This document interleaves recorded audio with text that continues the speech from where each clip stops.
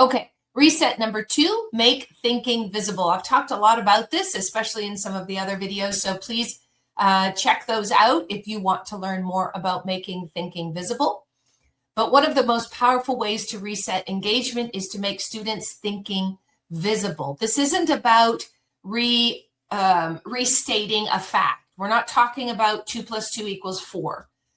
We're talking about how come the process for how they got from 2 + 2 to 4. That process. Do they understand the value of numbers? Not that this shape, whatever it is, 2, 3, 4, whatever that number shape is, equals, when you put them together, it's memorized and it equals 4. No, we want them to share their thinking. How did they get to 4? So we want them to articulate what made sense, what was confusing, and what they're still wondering, right? What questions they might still have.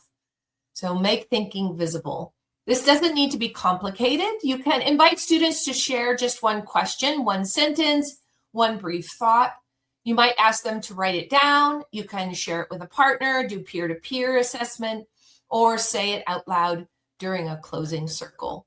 And this is why visible thinking matters so much, because it really does reduce behavior issues. When students feel heard and understood, they're less likely to act out, right? When they can name their confusion, or when they understand, or when they know that the teacher is willing to hear their frustrations, they're more likely to share them, right? So they will stay more engaged instead of checking out and causing behavior issues.